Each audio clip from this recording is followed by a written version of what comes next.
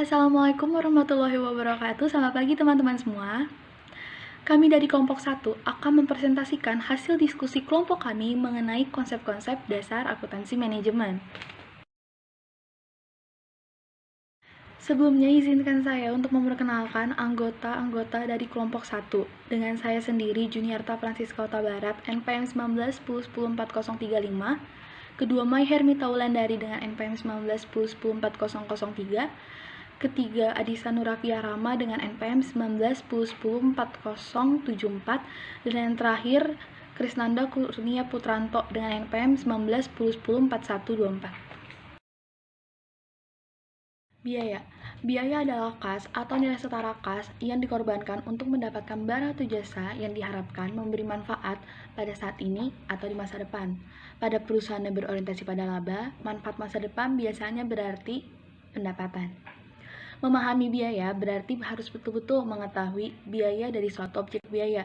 Maka dari itu, kita perlu untuk memahami apa itu objek biaya. Objek biaya.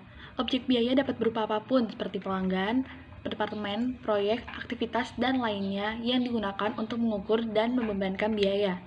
Keakuratan pembebanan. Keakuratan adalah suatu konsep yang relatif dan harus dilakukan terhadap penggunaan metode pembebanan biaya.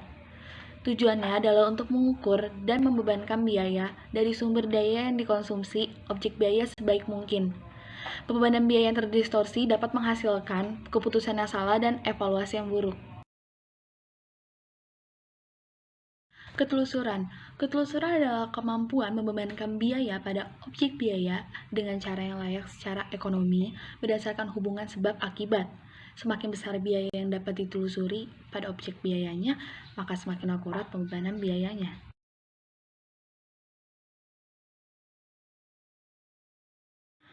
Metode penelusuran. Terdapat 3 metode penelusuran, yaitu penelusuran langsung, penelusuran penggerak, dan alokasi.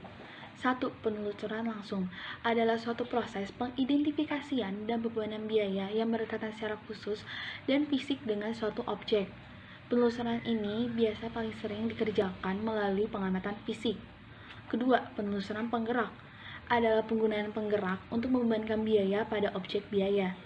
Penggerak yang dimaksud di sini adalah faktor yang menyebabkan perubahan dalam penggunaan sumber daya dan memiliki hubungan sebab akibat dengan biaya yang berhubungan dengan objek biaya.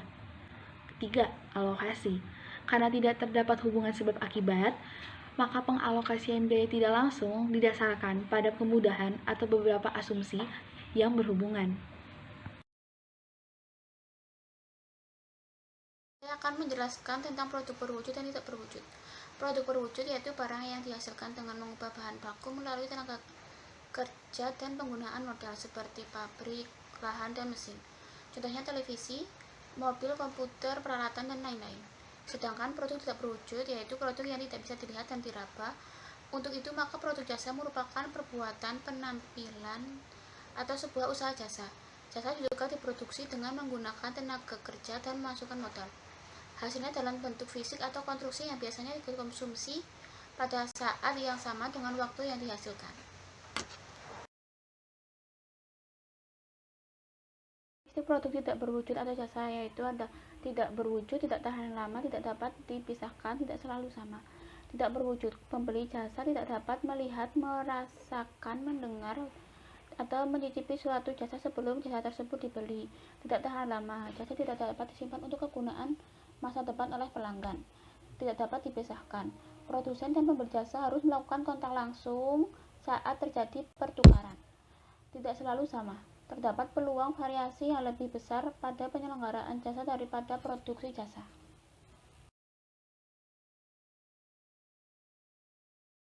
Aspek barang dan jasa berkaitan dengan manajemen biaya. Aspek pertama tidak berwujud, sifat tujuan jasa tidak dapat disimpan, tidak ada perlindungan hak paten. Kemudian dampak pada akuntansi manajemen. Tidak ada persediaan tuntutan terhadap pembebanan biaya yang akurat, kode etik yang ketat. Aspek yang kedua tidak tahan lama. Manfaat jasa cepat kadaluarsa. Jasa seringkali berulang kali digunakan untuk satu pelanggan. Dampak pada akuntansi manajemen. Memerlukan standar dan konsistensi mutu yang tinggi. Aspek yang ketiga tidak dapat dipisah. Pelanggan terlibat langsung dalam produksi jasa. Dampak pada akuntansi manajemen. Biaya ditentukan sesuai dengan jenis pelanggan. Aspek yang keempat, tidak selalu sama. Sifat tujuannya dimungkinkan variasi yang lebih luas pada produk jasa. Dampak pada akuntansi manajemen. Pengukuran produktivitas dan mutu serta pengendalian harus dilakukan secara terus-menerus. Kemudian biaya produksi. Biaya produksi adalah biaya yang berkaitan langsung dengan pembuatan produk dan penyediaan jasa. Biaya produksi ada 3, yaitu biaya bahan baku langsung, biaya tenaga kerja langsung, dan biaya overhead pabrik. Kemudian biaya non-produksi.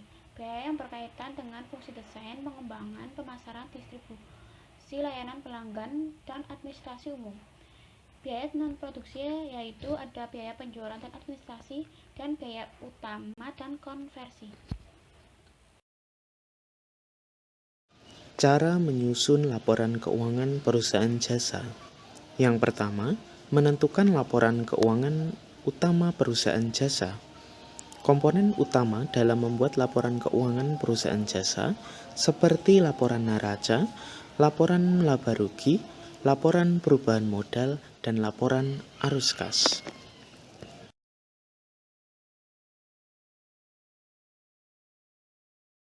Yang kedua, membuat laporan neraca. Laporan neraca menyajikan informasi perubahan mengenai perubahan posisi keuangan yang berisi informasi mengenai perubahan posisi keuangan seperti aset, kewajiban, dan modal dalam satu periode akuntansi tertentu pada suatu perusahaan. Yang ketiga, membuat laporan laba atau rugi. Menyajikan seluruh pendapatan dan beban dari suatu perusahaan dalam satu periode akuntansi, serta dapat memberikan informasi mengenai kondisi suatu perusahaan, apakah perusahaan tersebut untung ataupun rugi. Kemudian, memberikan informasi mengenai jumlah total pajak yang harus dibayar, serta menjadi acuan bagi para investor untuk mengetahui perkembangan perusahaan. Yang keempat, membuat laporan perubahan modal. Laporan perubahan modal adalah laporan keuangan yang memberikan informasi tentang segala hal yang berhubungan dengan modal dan apa saja yang menyebabkan modal tersebut berubah dalam suatu periode transaksi tersebut. Dan yang terakhir, yang kelima, membuat laporan arus kas. Laporan arus kas adalah laporan keuangan yang berisikan arus kas masuk dan kas keluar suatu perusahaan pada periode tertentu. Laporan ini biasanya berisi informasi kegiatan operasional, investasi, dan keuangan. Contoh laporan keuangan perusahaan jasa. Berikut adalah contoh dari laporan laba rugi perusahaan jasa.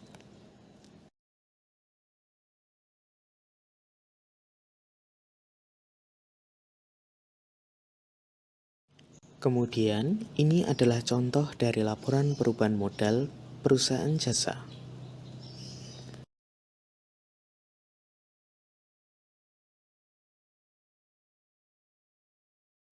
Dan ini adalah contoh dari laporan neraca perusahaan jasa.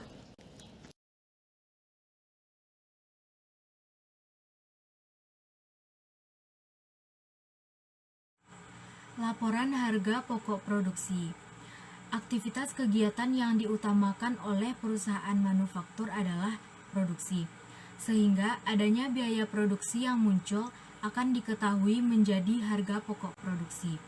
Dengan adanya nilai dan biaya tersebut, maka akan terlihat berapa harga pokok produksi pada barang jadi yang telah dibuat, yang nantinya akan berpengaruh terhadap nilai jual dan barang produksi tersebut.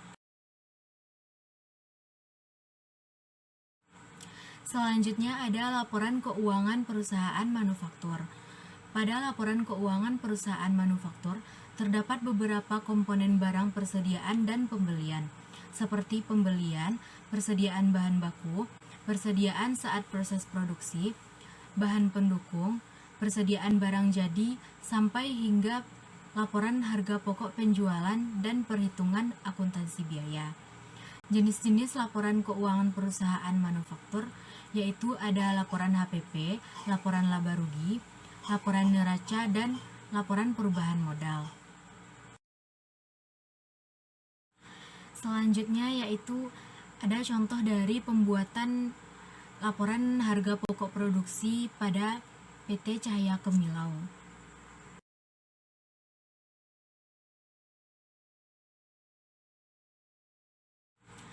Selanjutnya yaitu laporan laba rugi dari perusahaan manufaktur. Berikut adalah contoh laporan laba rugi perusahaan PT Cahaya Kemilau pada Desember 2020.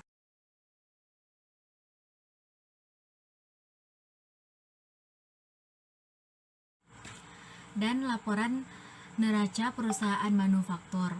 Dan berikut ada contoh neraca dari PT Cahaya Kemilau pada Desember 2020.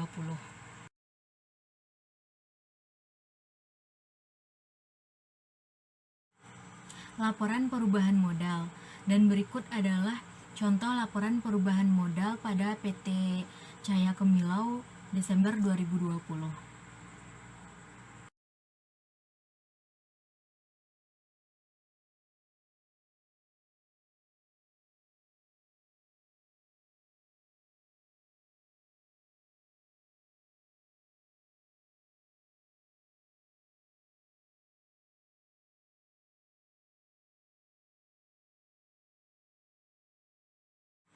Sekian presentasi dari kelompok kami.